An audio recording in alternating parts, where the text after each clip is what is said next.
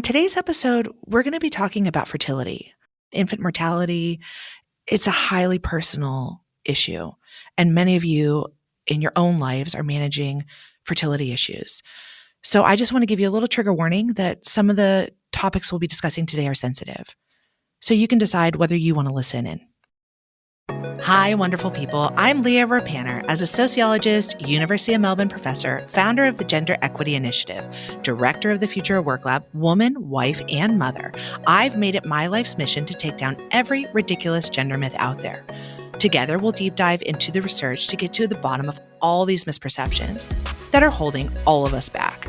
Don't worry, I've studied these types of questions for decades, and after publishing countless articles exactly on these topics, I know when they are nonsense or real truths. And I'm going to help you learn that too. So here we go. Let's do it. This is Misperceived. On today's podcast, I'm going to talk to you about why women aren't having babies. Are you thinking about having a baby? Are you trying to decide when you're going to have a baby? How? Who's going to take care of your baby? Are you thinking, should I have a baby young when my fertility is up, just like my grandmother did? Or are you thinking, no, I want to build my career and then have my baby later on? But what does that mean? Is that going to put me into IVF? Do I need to freeze my eggs? Am I going to actually lose out on this opportunity to have my baby if I wait later in life? Do you want to have one baby? Do you want to have two? Do you dream of having 3, 4, or 5? And what does that look like in terms of what your partner wants? How are you negotiating your fertility, your timing, when, where, and how you'll have that baby? For me, I only had one baby, and I got a lot of flack for that. I was told that I was selfish. I was told my daughter would be miserable. I was told I was making a lot of bad decisions. And the assumption was that I was the one who wanted the only child. The assumption was that I was in charge of my family size, when in fact, this conversation was between me and my partner. So are you trying to think about these things? How are you managing it? And what does the research show? Are people having fewer children and why?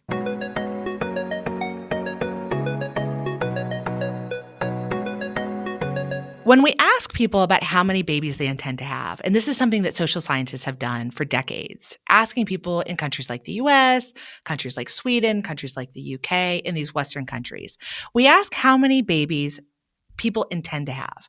And over time and on average, people almost always say 2. That's kind of the normal modal category or the ideal family size. You have 2 kids. But then when we actually look at how many babies people actually have, we see something totally different. We see that in many countries, fertility is in fact declining. So if you look at the total fertility rate or the average number of children born per woman across the reproductive years, you can see that in some countries, populations are growing. So in Niger, for example, the total fertility rate is 6.78 children. That doesn't mean that people have 0.78 of a child, but what it means is that on average, a woman will have about 7 children in her lifetime. If you go around the world and look at other countries like South Korea, Japan, and Italy, you see something totally different. What you see is that fertility rates are in fact declining. In South Korea, it's about 1.1 child per woman. In Japan, it's 1.3. In Italy, it's 1.2. That's different to something like the US where it's about 1.8. So if you want your population to remain stable, you need women to have 2.1 babies. The reason is that if I am partnered with someone and I die and they die, we need 2 babies to replace us. If the parents pass, the 2 babies come in and replace the 2 parents. Anything less than that, we'll start to see population shrink. So in these countries, like South Korea or like Japan, where they're having 1.1 babies, it means that the population's almost half. And over time, they start to shrink. And so why do we care about that? Or what's happening? What is happening for these women? And what we're finding is actually globally in all countries, people are waiting longer to have babies if they have them at all. Part of that is because women are getting more education now than ever before. So if you think about your mothers or your grandmothers or your great-grandmothers, maybe they had their first child at 18, 19, or 20. But now, because most women or women are getting more education, it delays fertility. They go into higher education, they go into university, and that inherently pushes fertility back. You also can see that women are working longer. So the actual question about timing of when do you have your baby, if you then get your education, you want to use that education to build a career, that then having a baby right away can be a real challenge. The problem is that for many women, building careers and fertility are peaking at the exact same time. So as you're building your career, you're also at your peak fertility rate. And so many women are delaying and delaying and delaying. That may lead to things like difficulty in conceiving. Women may be thinking about, do I freeze my eggs? How do I mitigate this when you have careers peaking at the exact same period in which your fertility is peaking? And what you see is women are having fewer babies, they're delaying their babies, and they're building everything in their life and then having the kid. Whereas historically, you had the kid and then you built everything. So now you have, a career, a job, you want to get a house, and then you have the baby. Whereas perhaps you were doing those things simultaneously. The other thing that's going on is you have pretty effective contraception. For the first time in much of history, you can now have sex for pleasure that will not necessarily lead to procreation. This is new, novel, and innovative. People throughout history have always been trying to control their fertility. They've always been trying to have fewer kids. Just the methods they used were pretty ineffective. So you can think about historical records of people using cotton or papyrus or tinsels into their womb to try to reduce pregnancies, or they were using the rhythm method, right? Like trying to time the fertility and sexual intercourse. But the problem is these were not particularly effective. And so fertility still went up, even when people were trying to control it. But now you can almost with 99.9% certainty control your fertility.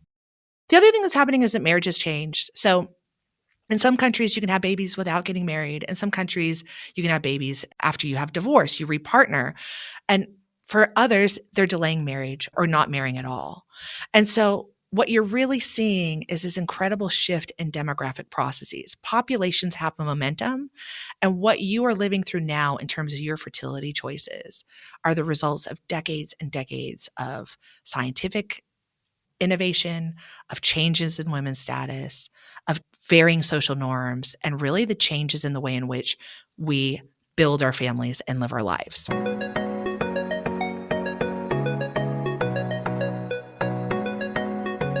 Okay, so you think you're making these fertility decisions based on your own life circumstances, and of course you are. But actually, what you're doing now is a result of decades and hundreds of years of changes from your ancestors. So you're living in the lives that have been constructed for a very long time. When we first emerged as humans, what you saw was really high fertility rates and really high death rates. So people had a lot of babies, and I told you that. But they also had high infant mortality rates. And if you look historically, you can see that the infant mortality rate was 33% in the first year. What people were really interested in is, could babies make it past that first year? Because death rates are really high in the first year of life. And what's interesting about that is if you look at many countries, they celebrate that first year of life in really big and meaningful ways.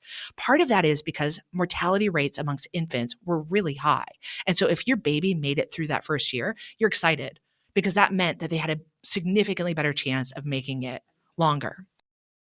The first shift was that we started to have lower rates of infant mortality. And if you look today in a country like Iceland, for example, only 0.1% of babies will pass in their first year. And if you think about that, that's an incredible drop in infant mortality rate because 1 in 3 used to die. Now you have 0.01, which means most babies will live. And that's an incredible advance in technology. What that does is it shifts the way in which we think about babies. We think about having one baby, maybe two. We think about quality children rather than quantity children. You can have and plan and time your first or your second because that baby is going to survive. It is going to make it into later ages. But that's kind of a big first transition is the shift in the mortality rate amongst little babies. The second major shift is the elongation of life expectancy. This idea that as you enter older age, you can live longer. Your grandma's going to live longer. You can expect to be 80, 90, 100 years old. And that is two kind of shifts in population structure. Babies live longer and older people live longer. And what that means is our life expectancy goes up. But if you think about 100 years, you're making very different calculations, right? Like you're thinking about, am I going to invest in my career? Am I going to build a house? What do I want for retirement? How am I going to invest in me? And that shifts how we invest in ourselves and each other. So why should we care about this issue? Like, why should we care? Populations have momentum. We actually see this declining fertility. We know that women are having access to more education, more employment, more resources, more. Why should we care about declining fertility? Well, there's two reasons. One is that what the data is showing is that many women want to have more babies, but they actually can't. They can't get to their total desired fertility. And why is that? Well, workplaces haven't changed. We have a care and infrastructure that doesn't work. Childcare is expensive. Parental leave is not readily available to people. Women know that if they step out of their careers, they're going to get punished. They're going to get mommy tracked. Dads don't want to step out of their careers because they see what's happening to women and they're worried about that. Plus, they have the financial provider pressure to do more for their families. Economic uncertainty is happening, and you can't have a single household with one earner. Very few can. Most households are dual earners. So there is something real in terms of the lived experiences that women are having where they look forward and they're thinking about planning their fertility and planning their families and planning the careers, and they aren't reconciling.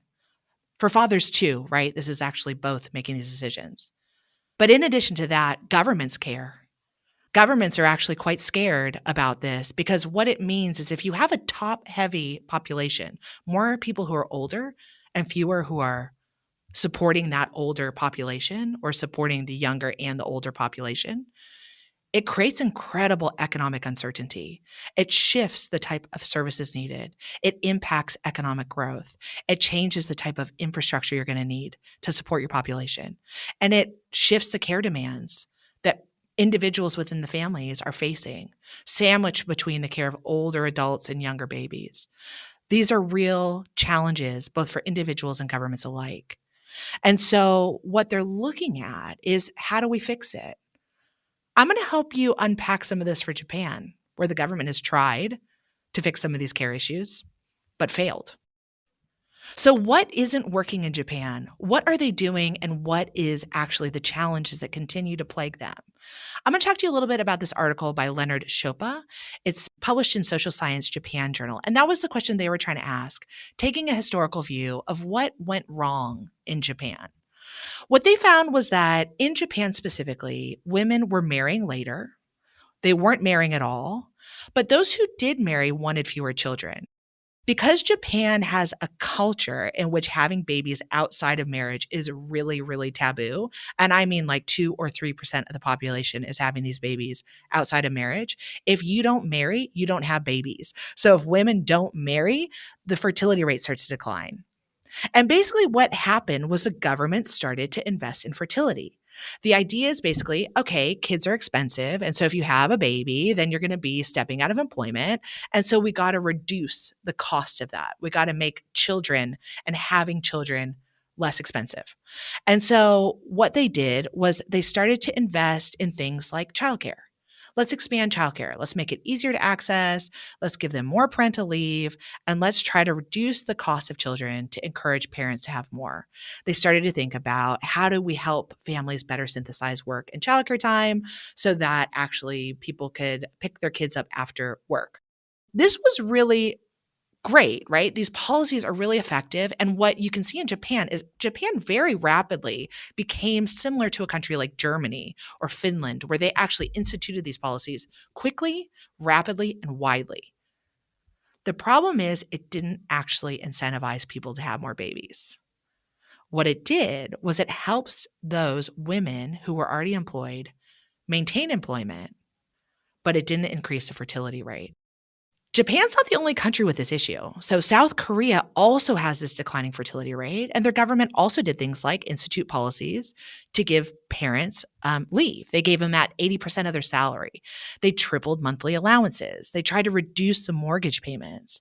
And one country even said, I will give each employee who has a baby $75,000. But the problem is they're still not having babies, right? You can try to give mothers and parents and families as much money as you can, these resources that really are critical. Let me be clear. It is essential for families to have accessible, affordable childcare. It is essential for them to have parental leave. But that is not enough. In part because, with all due respect, children are more expensive than $75,000. So, if you are going to give them some resources, these are a drop in the bucket in terms of absolute costs. In South Korea, what was interesting is what's happening for them is that they're marrying later. They're marrying and not having kids or not marrying at all. And so these kind of one off incentives really aren't moving the dial on fertility. The reason is we're starting to think about how do we raise quality children, not quantity children? How do we make sure that we're positioning our kids to be competitive in terms of the future? How do we make sure they have good education? How do we know that as economic fortunes decline, that our kids are well positioned? And so we do things like send our kids to extracurricular activities, put them into after school care programs, think about how do we bring in tutors, right? We're always investing top down into children. That requires a huge amount of energy, money, resources, time. And if we think about it, as women start to have more opportunity, the cost of that over time shifts. We also know that cost of living has increased, that actually the idea that we have more kids who are more costly when everything is more costly becomes hard. We saw this during the COVID-19 pandemic, where everyone thought that people would come together and just have more sex and therefore more babies. Didn't happen.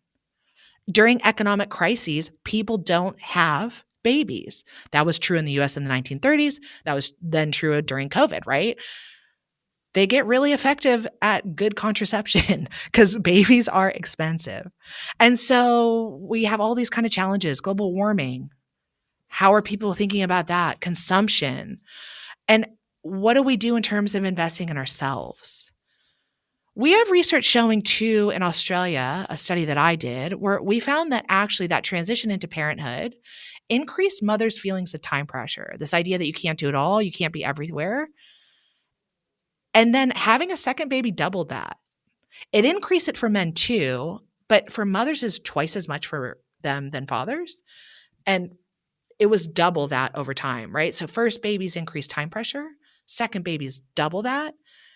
And the result of that is mothers have worse mental health. And so if you're there trying to shuttle your kids to all these activities and you have one, and then you add a second, and then you add a job, and then you add a mortgage, and then you add a cost of living crisis, and then you add global warming, and then you think about, are your kids going to be okay into the future? And what do I need to do to invest in them? And what about gender norms though? Because actually, like, I kind of think this is pretty cool that I'm like building my own career and working towards greatness, right? All of those things are detrimental to having more kids. So, what does this research prove, and why should we care? Is it in fact true that women are having fewer babies?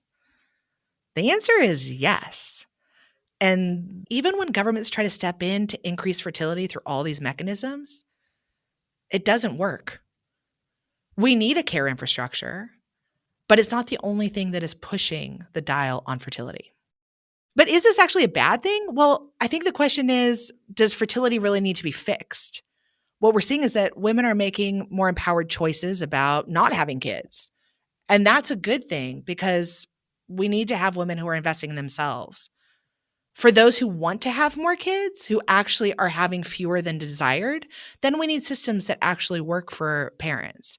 And so fertility is a problem to be fixed in the extent to which we can give people more access to choice and help them actually enact and live the lives that they want. There is a question too about migration, right? Like we have populations that are growing around the world and we have populations that are shrinking. The US is kind of an interesting case, right? Because fertility is at 1.8. You need 2.1 to have kind of populations remain stable. But if you look at the fertility rates by race, what's happening for different groups of different people, what you can see is from the most recent US Census estimates, Hispanics have fertility rates at about 2.4. That's growing, right? That's increasing. That's contributing more people to population growth. Blacks at 2.1 and Asian and non-Hispanic whites at 1.8. So the fertility rate really does vary by racial group, by education level, by class. And so it's complex. In the US, one of the things it's done is we have a lot of migration in immigration. And what that does, it helps shore up that population I told you that we need to support the top and the bottom. You need a lot of people working from the age of 15 to 64 to pay for the entitlements of those at 65 plus, pay Social Security, pay taxes, pay for the roads, and also to take care of the little babies at the bottom. And so, one of the ways countries get around this is by having higher rates of migration to shore up their labor force. Recent studies are showing that that's exactly what happened during COVID. Part of the US's recovery in terms of economic recovery is immigration increased and came in and kind of shored up that labor force. But countries like Japan, not a lot of immigration. Countries like South Korea, not. So the question will be into the future, what will they do? I think one of the big questions is, are we going to be able to rebalance that? Are we going to open up borders to let some groups in, especially as populations age and the care structure changes? Will we be more interconnected globally? That's an opportunity. Or will we remain kind of closed? And so countries like Japan and South Korea, where they have declining fertility but really closed borders, are seeing crises, are saying our populations are going to age, are seeing cities that get wiped out. And what other countries like the US does is they open up and let migrants in to help plug these population problems. So, where do we go from here? And what should you expect? There's so much pressure on women and young people to have children because children are our future tax base. But you can't just strong arm women into children because fertility is really about secure work, economic insecurity, declining resources, global warming, all of these things that weigh on people's decisions to have babies. And the real challenge will be that populations have momentum. And so any changes we make now won't be felt for years or even decades. So even if you've increased the fertility rate right now, you're not going to see that effect. It's a pipeline. You won't see it for decades. So this is really about fixing bigger systematic problems. Demographics are the answer to our economic futures. If we have aging populations and fewer babies, that's going to change the way we work, the way we live, the way we engage with each other. Governments may want people to have more children, but the solutions they're offering are simple fixes. Giving a one-off tax incentive or elongating leave can be good for those who want to actually have the babies, but it doesn't necessarily incentivize more. Children are expensive and economic futures are uncertain. So what we really need to be thinking about is how do we fix this bigger stuff? Send us through your feedback. Do you want to have fewer babies? Do you want to have more babies? Are you delaying your fertility? We'd love to hear how you're experiencing this. As per always, I thank you so much for listening to Misperceived, where you don't need a PhD, but you just get to come hang out with me. This podcast was produced with the support of the incredible Sophie Squires, the wonderful Kate Danger, the fantastic Rich Berner, and the one and only, the best ever made, Serena Reagan. I would like to acknowledge that our podcast is recorded on the lands of the Wurundjeri Woi-wurrung people of the Kulin Nation and pay my respects to their elders past and present. I extend that respect to Aboriginal and Torres Strait Islander people listening today.